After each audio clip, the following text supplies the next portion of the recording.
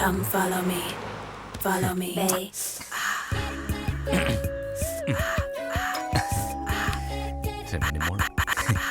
Come follow me. Follow me. ആരാ? ഞാൻ കൊറിയന്നാ. കണ്ടിട്ട് ആഫ്രിക്കയിൽ നിന്നാണെന്ന് കരുതി. കൊറിയല്ല, കൊറിയർ സർവീസ് കേട്ടിട്ടില്ലേ? Super fast courier. ഒരു കവറുണ്ടായിരുന്നു. ഇനി തന്നേക്ക്. സാറിനല്ല, പിന്നെ മാഡത്തിനാ. മേഡമോ? രമണി മാഡത്തിന്.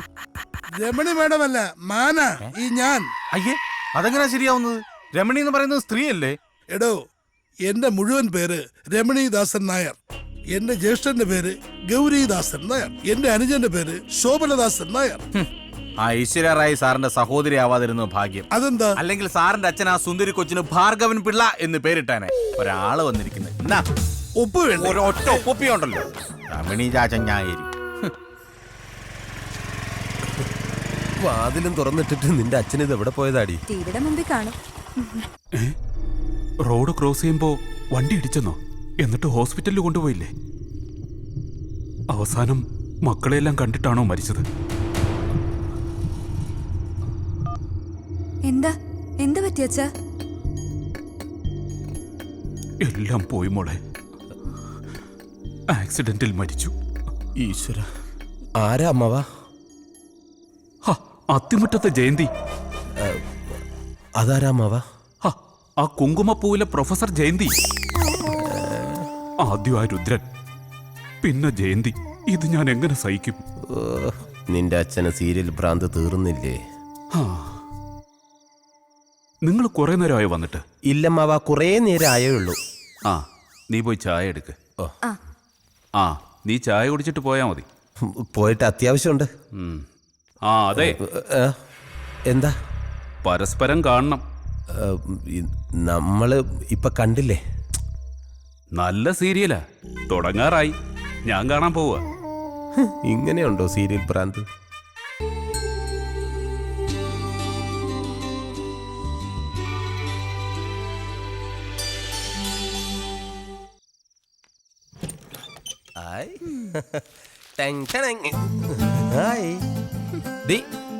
നിങ്ങൾക്ക് എല്ലാവർക്കും ഉള്ള ഡ്രസ് ഇത് പിടിച്ചേ.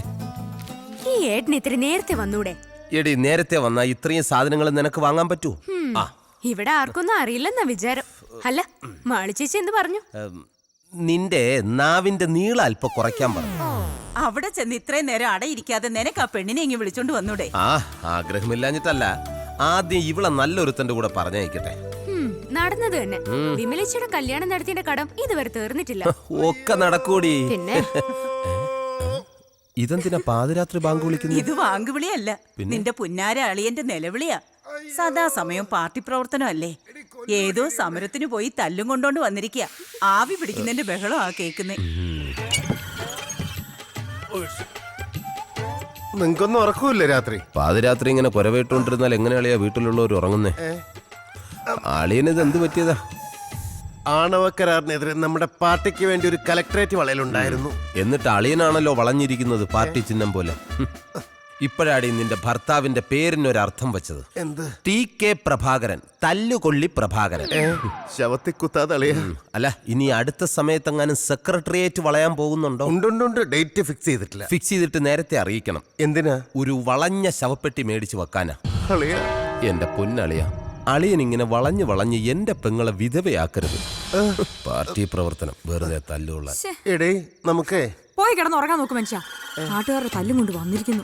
ഇനി ഉറക്കം മാത്രം നടക്കൂ. നാളെ തല്ലുകൊള്ളാൻ നോക്കണം. എന്ത് പറ്റിയളിയാ? ഒന്നുമില്ലളിയാ.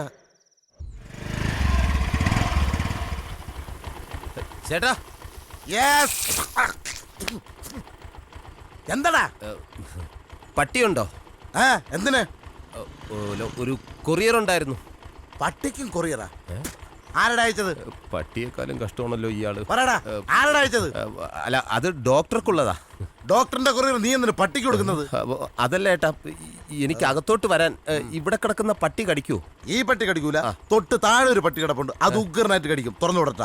അയ്യോ, അതിനല്ല, എനിക്ക് ഡോക്ടർക്ക് കൊറിയർ കൊടുക്കണം. ഡോക്ടർ ഉണ്ടല്ലോ. ഡോക്ടറെ നീ ഉണ്ണിക്കാൻ വന്നതാ അതാ കൊറിയർ കൊടുക്കാൻ വന്നതാ? കൊറിയർ കൊണ്ടുകൊട്. ചെല്ല്. ഇയാളെന്താ ചിമ്പാൻസിക്കുണ്ടായി? പട്ടിയുണ്ട് കേട്ടാ. ശരി. ദൈവമേ, അയാൾ ഇനി കടിക്കണ പട്ടി അഴിച്ചു വിടുവെന്തോ. മുഴുപ്രാന്തനാന്ന് തോന്നുന്നു.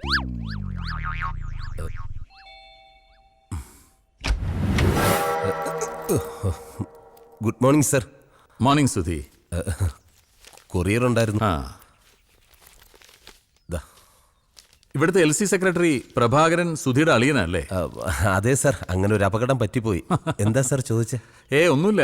മിനിഞ്ഞാന്ന് 2-3 പേരെയും കൂട്ടി ഇവിടെ വന്നിരുന്നു. എന്തിനാ? പിരിവിനാ വന്നത്. പുള്ളിക്ക് പാർട്ടി പിരിവും തല്ലുകൊള്ളലോ മെയിൻ ഹോബി. സുധീന്ദ്രന് രാഷ്ട്രീയമൊന്നുമില്ലേ? അയ്യോ, കുടുംബത്തിന്റെ രണ്ടറ്റം കൂട്ടിമുട്ടിക്കാൻ ഓടി നടക്കുന്ന എനിക്കെന്ത് രാഷ്ട്രീയം സാറേ. ഞാനും കൂടെ പണിമുടക്കാൻ നിന്നു കഴിഞ്ഞാൽ കുടുംബം പട്ടിണിയായി പോവും സാറേ. ഏതായാലും സുധീന്ദ്രൻ കഷ്ടപ്പെട്ടൊരു കുടുംബം നോക്കുന്നുണ്ടല്ലോ. അതേതൊരാണിന്റെ കടമയല്ലേ സാർ. ശരി സാർ. ശരി.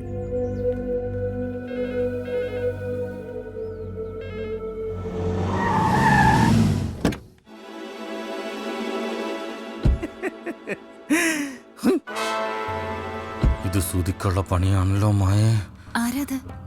സുധി കുറെ പൈസ കടം മേടിച്ചിട്ടുള്ള ആളാ. സൂപ്പർ ഫാസ്റ്റ് കൊറിയർ സർവീസിലേക്ക് സ്വാഗതം. നമസ്കാരം. സുധി ഉണ്ടോ ഇവിടെ? അയ്യോ, സുധി ഒരാഴ്ചയായിട്ട് ഇങ്ങോട്ട് വന്നിട്ടേ ഇല്ല. ആണോ? കാണാൻ കൊതിയാവുന്നു അല്ലേ? ആരാടാ അത്? അയ്യോ, മുതലാളി ഇവിടെ ഉണ്ടായിരുന്നോ? ദേ സുധി, നമ്മളിപ്പോ പറഞ്ഞതേ ഉള്ളൂ. 100 ആയുസ് അല്ലേ?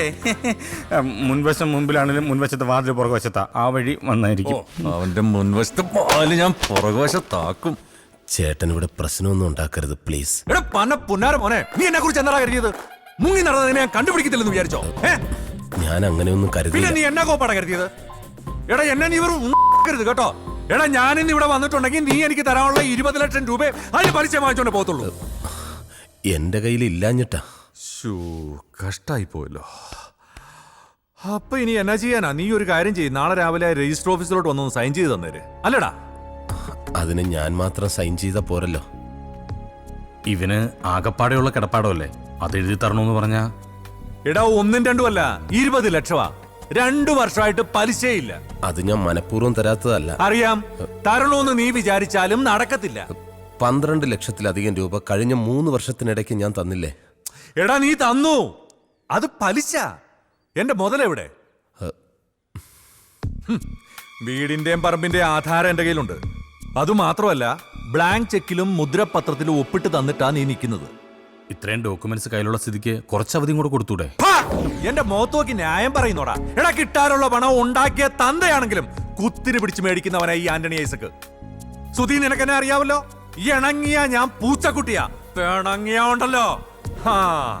നീ ഒരു കാര്യം ചെയ്, ഞാൻ ആ വെണ്ടർ ബാലകൃഷ്ണപിള്ളയോട് ഒരു വിലയാധാരം തയ്യാറാക്കി വെക്കാൻ പറഞ്ഞിട്ടുണ്ട്.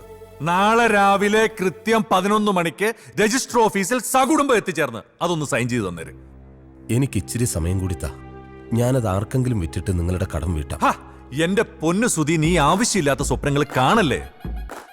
നീ കടം വീട്ടിയ നിനക്ക് മനസ്സമാധാനം, എനിക്കാണെങ്കിൽ കടം കൊടുത്ത കാശ് തിരിച്ചു കിട്ടിയതിന്റെ സമാധാനം. അപ്പൊ ശരി, നാളെ രാവിലെ കൃത്യം 11 മണി. അടാ, പാവങ്ങളെല്ലാം സഹായിക്കാന്ന് വെച്ചാൽ നമ്മക്കിട്ട് തരിക.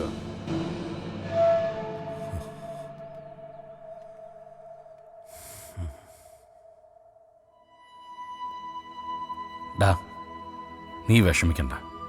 ഈ ആന്റണിയുടെ കയ്യിൽ നിന്ന് രക്ഷപ്പെടാൻ ഒരു വഴിയുണ്ട്. എന്തു വഴി?